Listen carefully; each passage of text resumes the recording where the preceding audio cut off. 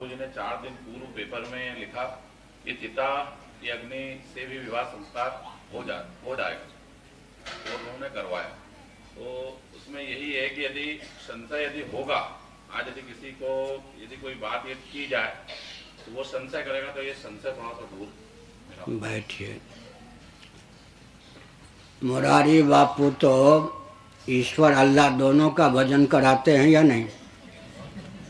अगर हमारे बहुत लाडले प्यारे हैं, आते हैं तो कम से कम आध घंटा मेरे पास बैठते हैं। मैं कुछ भी कहूँ मुस्कुराते रहते, एक वाक्य भी नहीं बोलते हैं। वे ईश्वर और अल्लाह दोनों के भजन भी बनाए हैं और गवाते भी हैं, ऐसा मैंने सुना है। तो मुरारी बापू में दमखम हो तो कहें कि जैसे हमारे मंदिर में भगवान ईश्वर रामकृष्ण आदि के रूप में है, ऐसे मुल्लाओं की मस्जिद में मुल्ला की साकार मूर्ति बने, दमखम होते कहें। समझ गए ना?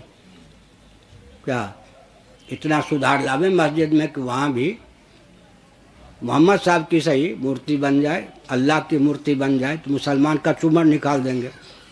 मुरारी बापू धर्म को आई भी नहीं जानते, उनको अधिकार नहीं है चिता की अग्नि से विवाह संस्कार कराने का है। जिसका वो धर्माचार्य नहीं है, धर्म के बारे में शून्य है, तो मैं अच्छी तरह जानता हूँ। अपनी सीमा का अतिक्रमण करके किसी को भी किसी पक्ष में हस्तक्षेप करने का अधिकार नहीं है। जिस विषय को जानते नहीं, जिसमें अधिकृत नहीं, उसमें हस्तक्षेप करना हमारी संस्कृति को विकृत रूप देने की आवश्यकता है या क्या? अग्नि अग्नि में भेद है। सुनो, यज्ञशाला में कितनी अग्नियाँ होती हैं? आहवनी अग्नि भी होती है या नहीं? आवसथ्य अग्नि, दक्षिणाग्नि। जो दक्षिणाग्नि में काम होना चाहिए, अगर वो काम किसी और अग्नि में कर देंगे, विस्फोट हो जाएगा। समझ गए? आग तो एक ही है, उत्तम रीति से उसको प्रकट करते हैं यज्ञशाला में। मंत्र के बल पर अग्नि की स्थापना की दिशाएं होती हैं, उन अग्नि का स्वरूप होता है। दक्षिणाग्नि में जो कार्य किया जाता है वो अगर अन्य अग्नि में कर देंगे, विस्फोट हो जाएगा।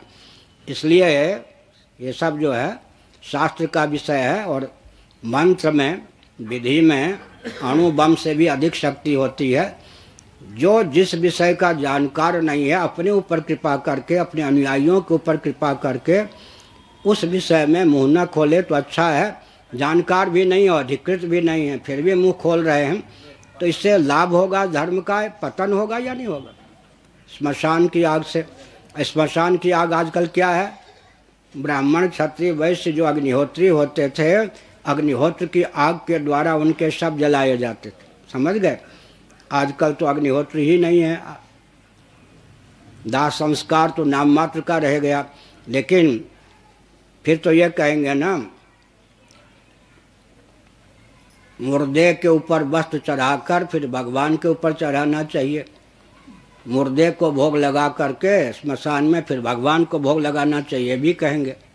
फिर ये कहेंगे मुर्दे से शादी करवानी चाहिए। हाँ, मुर्दे से शादी करानी चाहिए। दिशाहीनता की पराकाष्ठा है। जो जिस विषय को जानता नहीं, जिसमें अधिकृत नहीं है, समझ गए, वो कितना भी बड़ा हो जाए। आज मोदी जी धर्म के ऊपर हस्तक्षेप करने लगे हैं तो अनर्गल अधिकार होगा या नहीं? अपनी सीमा में हर वस्तु की महिमा होती है। सीमा का अतिक्रमण करके यज्ञशाला की आग भी ऊपर उठे तो लोग उसको दबा देते। क्या? हाँ ठीक है, देव।